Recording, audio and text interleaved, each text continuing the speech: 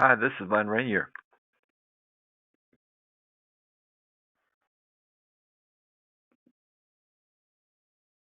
Hi, Len.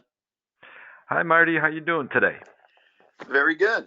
Very good. A nice, bright, sunny day here in Manhattan. Well, I'm looking out the window right now. We're getting 3 inches of snow. Well, that's So that's tough. That is I'm tough. I'm gonna have the wife put on her boots and go out there and shovel it. so Very nice. so how's things going? It's been a week since we talked or so, and how's things going for you? Well, it's more of the same every day here. It's pretty tough, and hoping to get things back in business, but obviously the governors in the New York metropolitan area have some other ideas and have some other restrictions. So we'll just have to Yeah, see.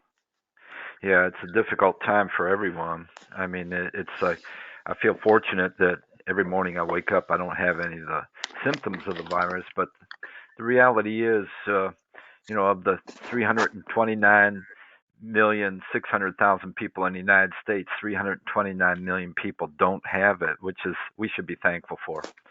But I Absolutely. think it's time to circle the wagons. I think we have to take a look at what's going on and understand what fears are real and what aren't, and then and prepare ourselves for this because we look at the situation right now that we're facing, and it's um, it's an important time to have important conversations.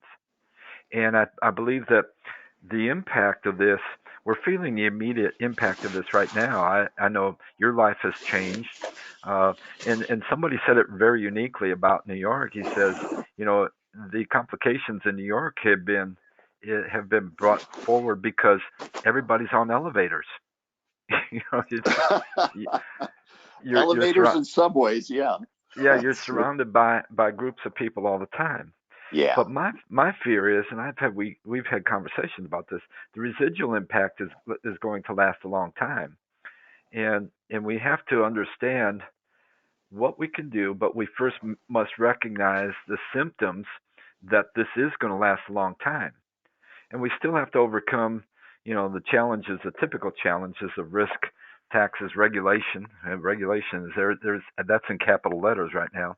Yeah. Inflation and depreciation of the dollar, and there's a lot of anxiety out there by the average person, and rightfully so.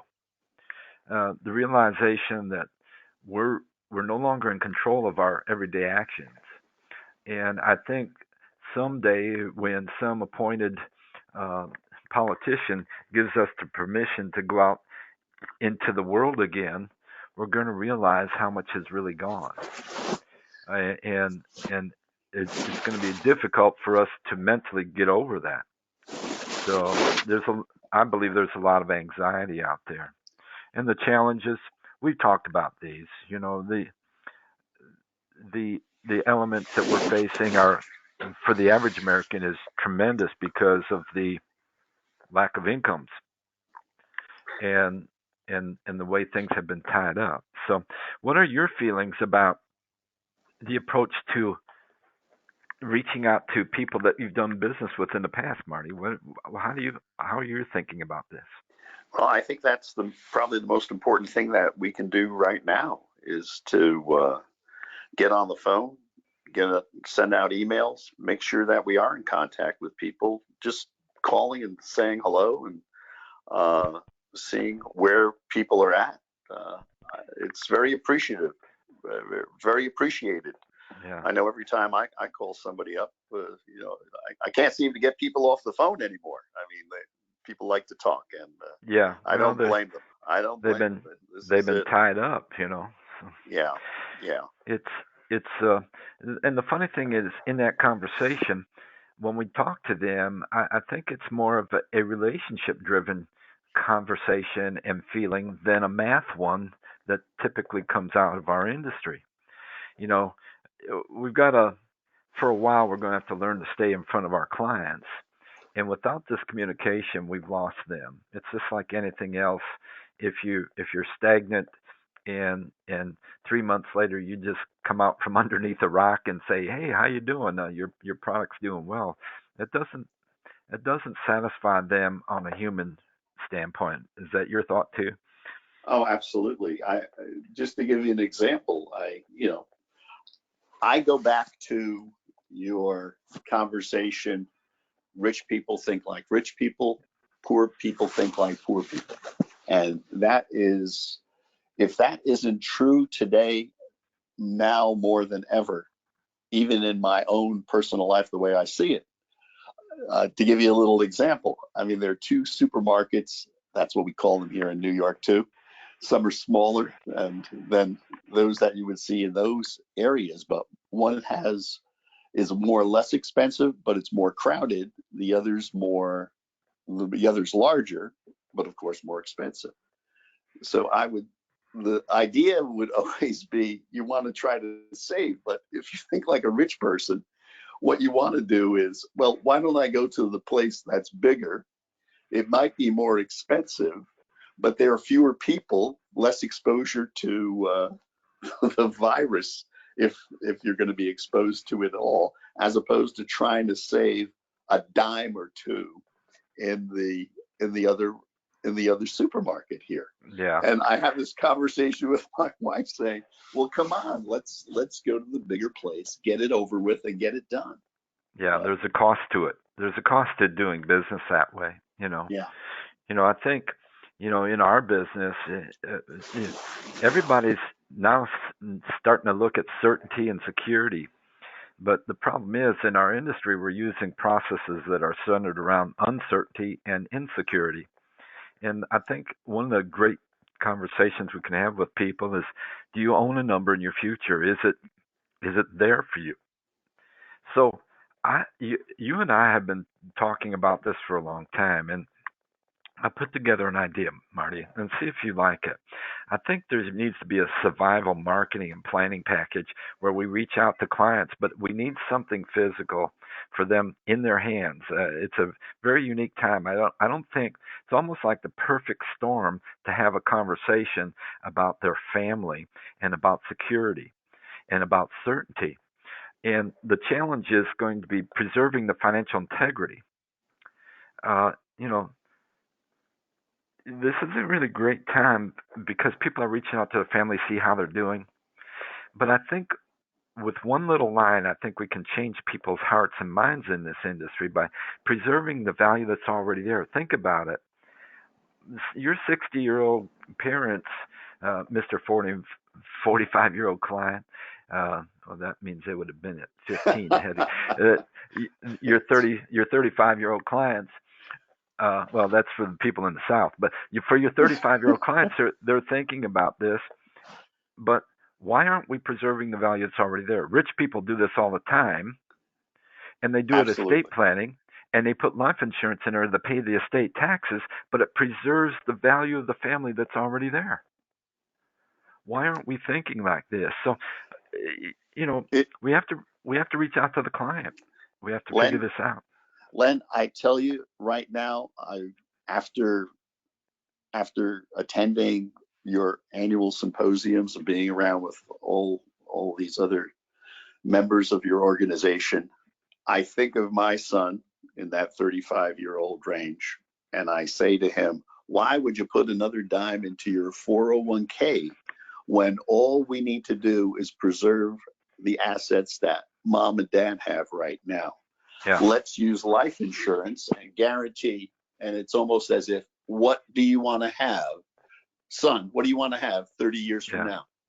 Guarantee, The the guarantee. numbers, yeah, the numbers are very clear. I was speaking to a client yesterday, and I said, if we preserve the assets that are already in your family, say $500,000, if we preserve it and you own the number, it's the equivalent of you, Mr. 40-year-old client, of putting $900 a month away at 4% for 30 years to get the tax-free equivalent of $500,000. It's going to take you 30 years to do this when in 30 minutes we can have the conversation with your family and secure the number for you in your future. So in the past, you're familiar with this book that I wrote, The Family Legacy. It's a 22-minute read. In the past, I believe that this book, this conceptual idea of family planning and generational planning, has touched the heart of many and changed the lives of many. And I think, you know what? Let's expand our planning concepts. Let's expand the conversation to our clients and hand out the book. And if you're a member of the Institute, we've created 4 letters that go with that book to discuss with the client. But the unique thing about the book is it says, let's open up a dialogue with the client about this concept. That's why we tell people to put a stick 'em note on the cover of the book, say, John and Mary, when I read this, I immediately thought of you. I want to get your take on it. You're opening up a conversation. So I think it would be very important for people to reach out, look at this book, and open up a dialogue about expanding their planning and your practice to the next generation of that family. And by doing this, we're helping them discover the assets in their lives that already have value. You know, you can print out a personal evaluation on our site, and it's very quick and easy, but it pinpoints generational planning to the right to the point. It brings it right to the point, and then we need to talk to them about preserving it and finishing the planning Len, because we're not doing it. Len, again, if I go back to the 3 rules of the rich, and we need to create multiples of wealth immediately. And Yeah, especially now for our families in these crazy, challenging, unprecedented times where all our financial integrity is under threat. yeah, Uh, if we can live by those rules, if we can follow them, and they're all in the Family Legacy, the Generational Solution book, and yeah. I promote it as much as I can, and I would advise all the people, all the agents I deal with, to look at that book, read it multiple times, and use it as a Yeah. tool with your clients. The unique thing about this, Marty, too, is we're creating that number without the element of time. Like I told you, it'd take 30 years at $900 a month to reach the $500,000 point after taxes. You're securing the number without the element of time, Yeah, and yeah. and that's the important thing. Well, that's the absurdity of putting your money away like that. If you understand the concept of leverage and being able to use that with the greatest financial tool that's ever been created, dividend paying whole life insurance, I don't think you can go wrong with your family. Understanding how permanent insurance can use leverage to create that number right now. And it is leverage because people don't realize that life insurance is a financial tool that can be used for leverage for other things you want to do in your life. And Yeah, and I think once we open up the conversations with these people, we have the marketing pieces, you have the marketing pieces to to show them how to get to where they want to be. Show them how to get to that number in the least amount of time. So I think it's important to have these conversations, and I think if anybody has any questions about this, they should contact us. Don't sit back and say, "Well, I'll get to it someday," because the most important thing about life is one word, Marty. It's now. The word now, because there is no now in the past, and there yeah, is no now in the future. And if you're not doing it now, you're not doing it.